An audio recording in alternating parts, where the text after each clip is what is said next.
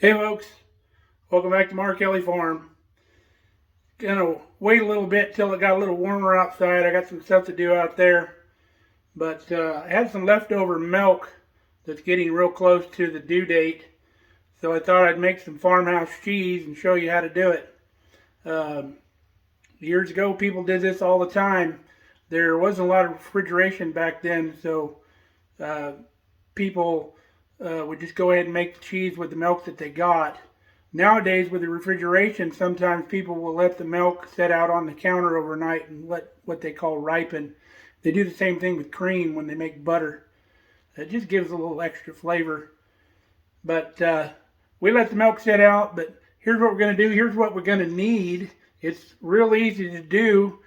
People think making cheese is real hard, but it's really not, just to make some farmhouse cheddar and some farmhouse mozzarella. But here's what you need. We got a half a gallon of milk, and for that amount you're going to need a half a cup of vinegar and 2 teaspoons of salt, just to give it a little bit of flavor. And then once we get to making the cheese curds, you're going to need a way to strain it. So either a colander or one of these strainers here. If your curd's a little bit loose, you might want to use some of this muslin stuff, or muslin. I said muslin. It's just kind of like the old flour sack towels. You can use cheesecloth, but cheesecloth generally is not any finer than that most of the time, unless you double it over. So we're going to bring this up to 140 degrees before we stir in the vinegar. That's going to take a minute, but make sure you have a thermometer. If you don't have like a candy thermometer like this, you can use an instant read thermometer. And here's another type of thermometer, and I believe it goes down to 140. Yeah, it goes to 140 degrees also. But this bigger one's a lot easier to read. But when that gets up to 140 degrees, we will be back and show you the next process. Alright, we have reached 140. So we're going to stir in our vinegar. Just pour it in around the pot. We're going to go ahead and take our thermometer out. Let's give that a little stir. You can see it's kind of already separating a little bit. But we'll make sure that vinegar is stirred all into it. You can already see some of the curds forming in there. We're going to turn the fire off, and we are going to let that sit for about 5 minutes. We'll be back. Alright, 5 minutes is up. Let's see what we got here. Alright, you can see that it's nicely separated into curds and whey, just like little Miss Muffet used to eat.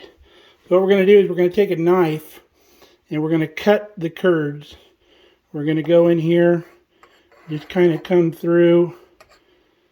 They're already kind of in pieces already, but we just want to separate it a little more if we can to get some more of that whey to come out.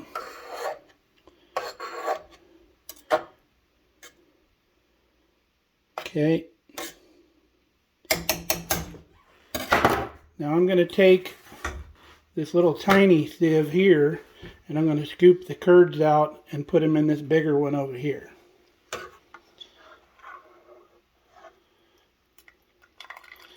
Drain some of the whey off.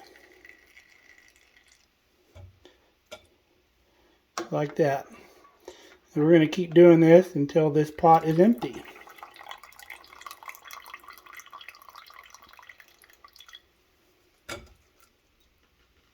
We'll come back when we're done. Okay, we've got all our curds out. We drained a little more whey that separated out of the bowl back into the pot.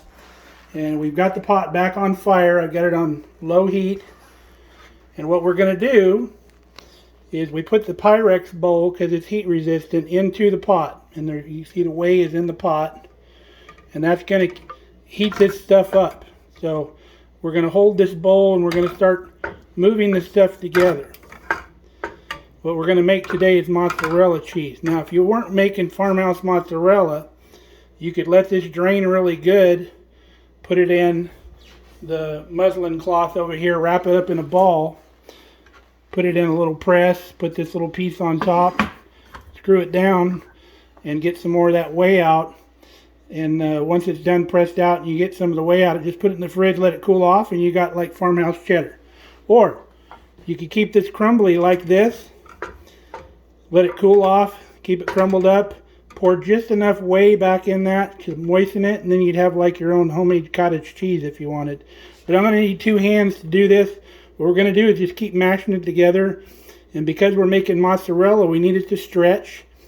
So we're going to keep working it together kind of like bread dough until it actually melts, and then it'll be nice and smooth and creamy, and we'll show you. You'll notice that bowl floating around in the pan a little bit. Dump some of that whey out so the bowl sits down in the bottom of the pan. You won't have that issue like I was. Okay, before it starts coming together all the way, we want to add a little bit of salt, the 2 teaspoons of salt. We're going to keep kneading it. That salt's going to help some more of the moisture come out. So we've been working it together. And as you work it together, more and more of that whey is going to come out. And as it comes out, you just lift the little bowl up and dump it back into the pan with the rest of it. And you want to just keep working this, and that water inside, the whey inside, is slowly heating up and heating this cheese up to where it'll start to melt and come together. And then we'll stretch it. Okay, can you see where that's coming together and starting to form into a ball? We are almost mozzarella cheese. You want to keep flipping it over and keep that cheese in contact. See how that's starting to stretch right there already? Keep the cheese in contact with the hot bowl and just keep kneading it around. Alright, after a while I put a glove on, start kneading this with my hand. Just bringing it together, kneading it back and forth so it all comes together real nicely. We're almost there.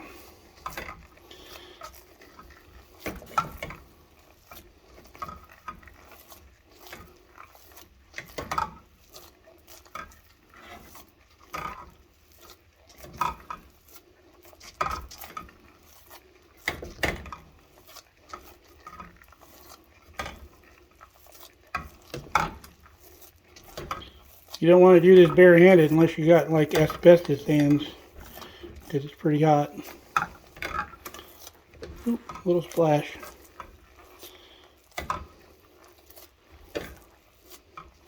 Alright folks, I'm going to put my other glove on. We're going to roll this up into a ball and start stretching it around.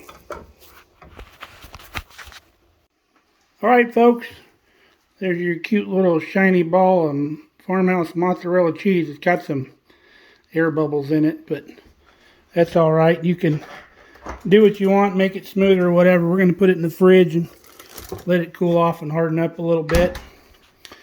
Don't throw that whey out. Animals really like it. Some people make bread with it, but you give that to an animal, they'll slurp that up till it's gone. It's got some good stuff in it for them.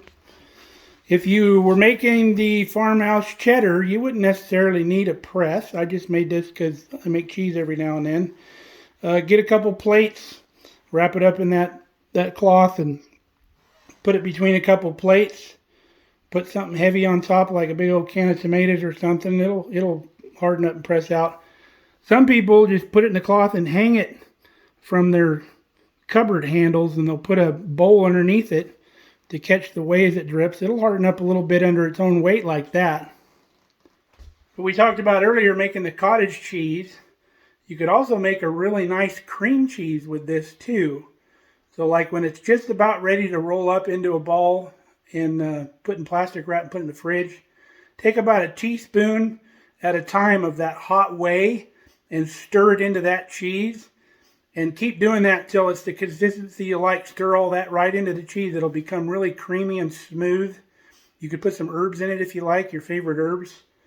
Remember, when it cools off, it's going to get a little firmer, so you might want to go a little further than you normally would think. So thin it out just a little bit more. You wouldn't even have to press it if you wanted to make the fresh cheese. You could leave it crumbly and use it like the queso fresco or the cojita cheese. put it on your tacos or something like that. It would work out just fine. But some couple different ideas you can do. It's cheese making doesn't have to be scary, and I hope you try it because it's really fun. The kids would love doing it. Just be careful around the hot liquid and stuff, of course. But give it a shot. I think it's warm enough. We're going to go outside now. So until next time, stay safe, stay healthy, and come on back and see us here at Mark Kelly Farm.